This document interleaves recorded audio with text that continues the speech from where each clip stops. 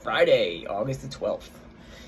We have the same exact format that we used on Monday today, but different movements, and so it will feel completely different. But for the sake of simplicity and just a potent, intense workout on a day where we're already probably most of us going to try to attempt a 1 rep max squat snatch, we like this concept. And so it's a couple of things, right? It is alternating kettlebell snatch, which is, we struggle with that a little bit at times because of the technique involved to avoid hitting yourself in the wrist with the thing. But then we're going to couple that with the squat, right? The goblet squat. And so there's a challenge here. We have a hinge, we have a squat, we have overhead. We also have a bit of a technique or skill that goes into that kettlebell snatch.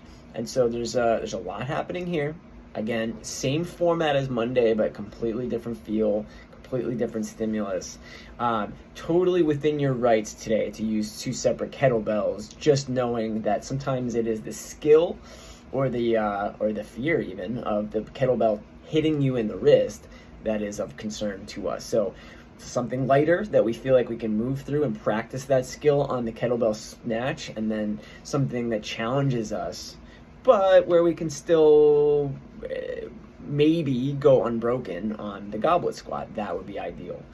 So we're looking at a bit of a sprint where we think you can move through the squat portion unbroken as often as possible, but you take your time and focus on the technique of the kettlebell snatch, which we will go over in class. To modify this, what do we do? Like, everybody, I believe, can goblet squat. It's just a matter of load.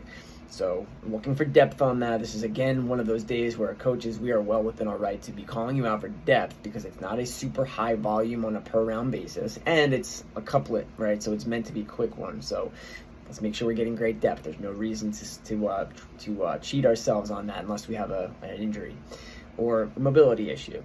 Other than that, the snatch is going to be slow and controlled, and not slow. It's going to be fast as far as like the technique and opening your hips and making sure that you are punching out fast enough as to not let the kettlebell smash you in the wrist. That being said, we're gonna be concerned mostly about the technique of that today.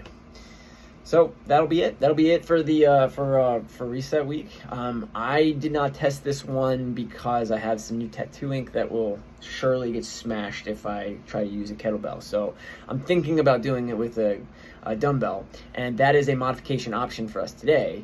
But just know the stimulus is very different for a kettlebell, and the difference between a kettlebell and a dumbbell, we know it to be different. Like, yeah, you'll move a lot faster with the dumbbell. And that's why I haven't tested it. And if I do, I'm not sure if I'll say my score, because I just don't think it's fair. We obviously know how to move dumbbells very fast, and we want to just branch out a little bit and focus on the slower technique of a kettlebell snatch today. So that is one way to modify it. If you are ultra uber concerned about either whether or not you're getting a great workout, which don't worry about that too much today, and 2, we've talked about the kettlebell smashing you in the wrist. That's it. Should be a good one. Should be a quick one. Let's focus on 10 to 12 minutes today. All right, enjoy.